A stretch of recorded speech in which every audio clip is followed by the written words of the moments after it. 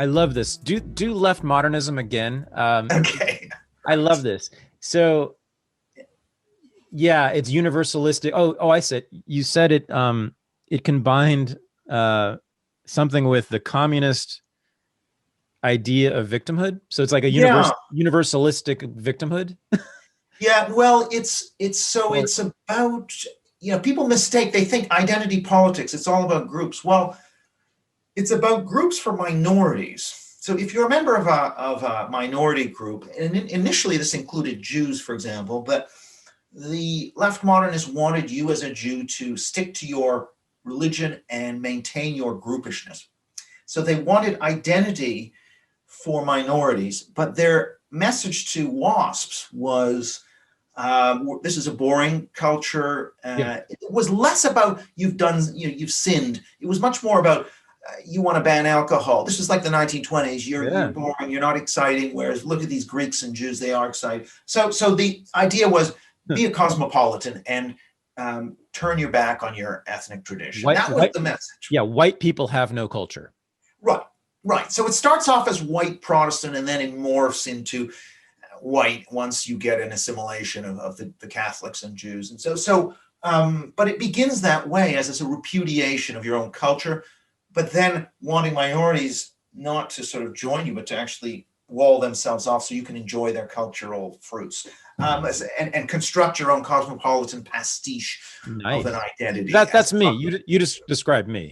Okay. That's what I want. Right, right, yeah. So, are you going to be a consumer of Yeah. other people's ethnicity, or are Yeah. you going to reproduce your own ethnicity? Right. So that's kind of. Yeah. But they wanted these things, which I think are ultimately not reconcilable, because you're essentially saying to one group ethnicity is great and valuable, and you're saying to another group ethnicity is toxic and horrible. Oh yeah.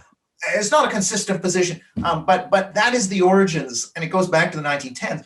Yep. But Yeah. then you throw in the Herbert Marcuse kind of Marxist style reasoning about victimhood and oppression and revolution and overthrow to utopia. That whole template of Mm-hmm. struggle to overthrow, and of course Marxism starting to fail as a sort of ideology, and so the energies are going into this cultural turn Mm-hmm. to identity, race, initially race and gender, and then later sexuality, and Right. eventually trans.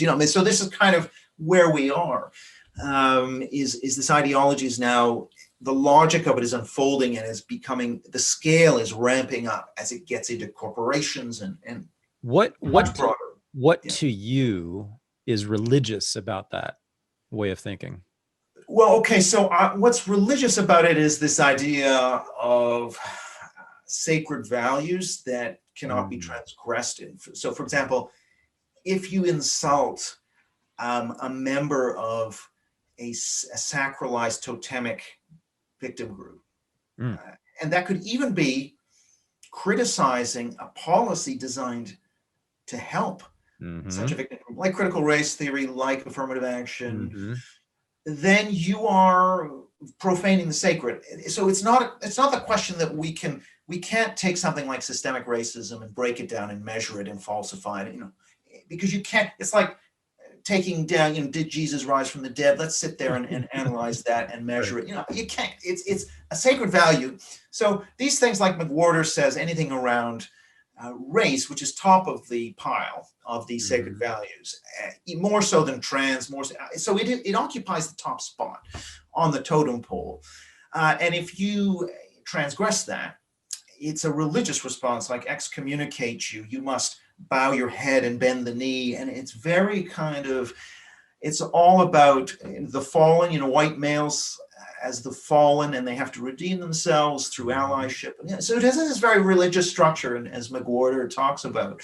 And I actually don't think it is. People say it's about identity and tribalism. Well, if it was really about just identity and tribalism, why would feminists allow their movement to be divided by race? Like, if you were really if you believed in female tribalism, you would want to resist a black feminist accusing the movement of being racist. You'd say you're dividing the movement and out. Mm-hmm. So it's actually not. People will take their place in line if you're a feminist and you're white, you'll say, oh yes, I will defer to a claim around racism, because race has a higher place on the I think has a so you're now, of course, there are feminists who really do believe in female tribalism, and they're resisting, say, things like trans activism. Right. But for the most part, people are content, I think, to take their place on the totem pole of victimhood and oppression and say, okay, I've got this many points, but I don't have as many points as this person. So. And